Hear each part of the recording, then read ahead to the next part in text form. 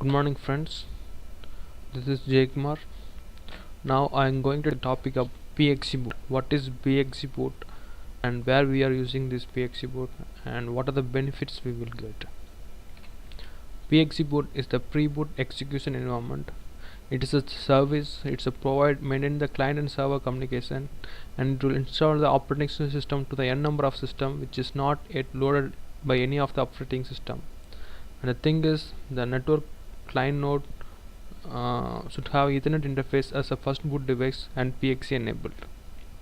And using this, we can install n number of computer in the lab in your lab setup. And the next thing is PXE boot important component. Here, it will maintain the server and client communication. So PXE boot server it will have, and the client. The PXE boot server it will maintain the three service: DHCP service, which will provide the IP address. The next one is TFTP service. It will provide the network bootstrap program, that means NBB. The file name is pxelinux.0. Here is a spelling mistake, pxelinux.0. And the next one is it will to share the operating system image that we can maintain. We will provide the service through NFS. The same thing we can do by FTP or HTTP. And the client side, the client should have one Ethernet interface, and need to change BIOS as first boot device as a Ethernet, and it should be PXE enabled.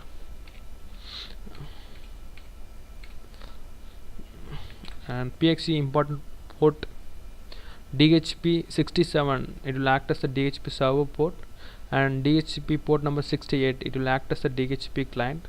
And TFTP Trivial File Transfer Protocol port number is 69. NBB mean Network Bootstrap Program, that mean pxelinux.0. You will come to know about this file little later.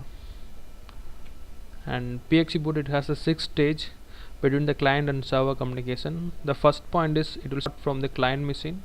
The client machine it will send the DHCP discover packet to the port number UDP67, that means DHCP server.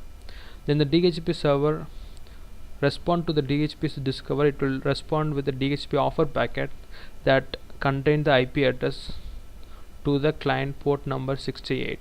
Port number 68 is DHCP client. Then the client, once it gets the IP address, it will set the IP address to the client machine. Then the client it will send the DHCP request to the DHCP server for getting the boot file name.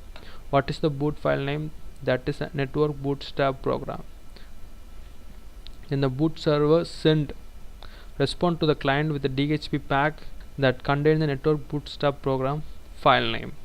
After getting the bootstrap file program name, the client machine, the stage 5, it will request for the file name, and the client it will send. So finally the client it will download the file from the server and it will load it. This 6 step will happen while PXE boot process happening. The same thing I explain different illustration. The same thing for your better understanding I explain once again. For PXE enable NICOD of the client, it will broadcast the DHCP discover packet to the UDP port number 67. Then DHCP server respond with the DHCP offer that contain the IP address. Once it got the IP address, client will able to set their own IP address and netmask.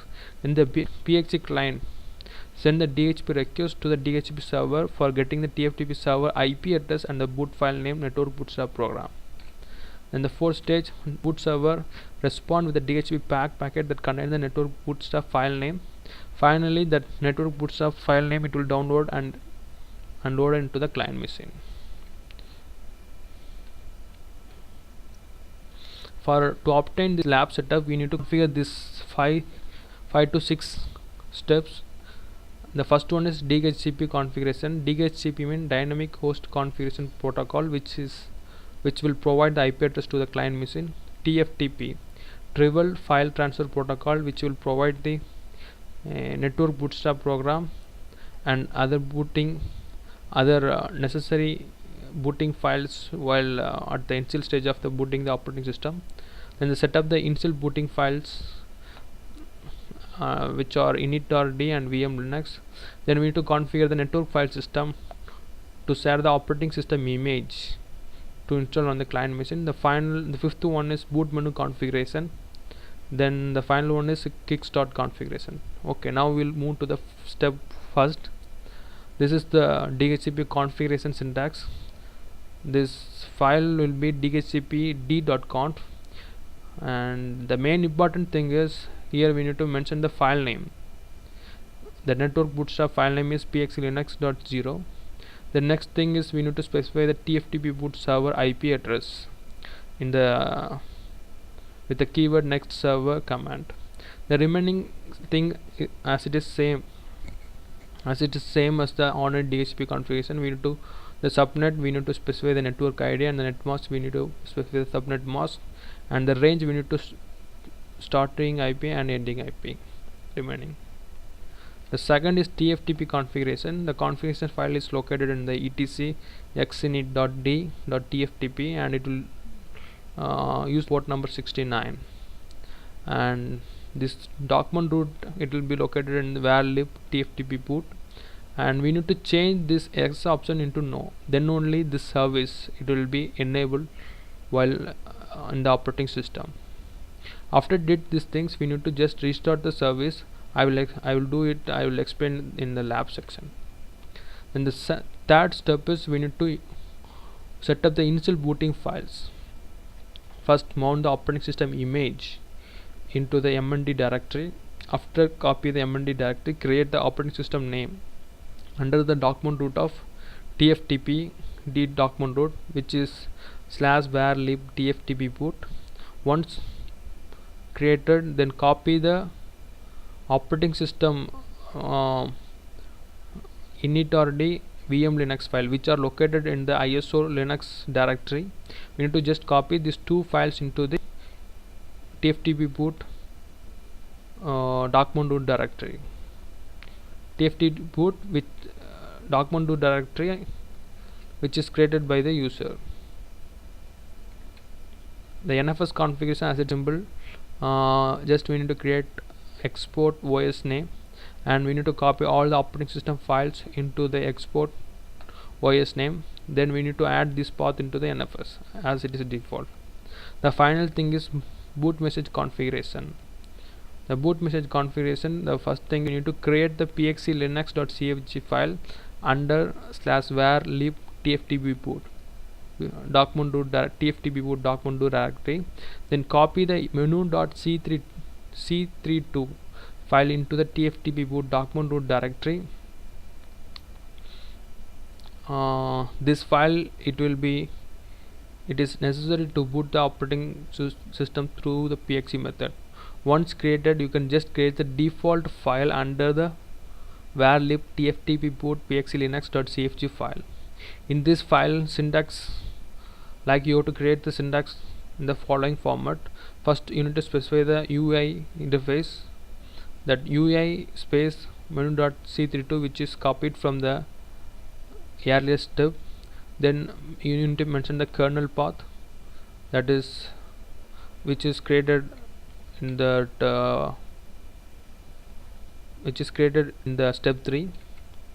That thing we need to specify here, and then finally we need to specify the initRD RAM disk file, and the method we need to specify through which method we are going to install. This method is NFS and IP address and the exported file system. The final thing is kickstart configuration. Just create the kickstart file using system-config-kickstart command. Using this command, you can generate the kickstart file and save it into the NFS exported directory like ks.cfg. Once copied, you have to change the parameter from method into ks. For example, earlier here we mentioned that, but now here we need to mention kick.start file. This sixth step we have to follow to do for better PXE boot configuration. And finally, we will do some lab test lab exercise. Remove the pxlinux.0, how it will respond, and change the TFTP server IP address, and what the error message will get, and remove the pxe linux.cfg and we'll check how it will respond in the server side.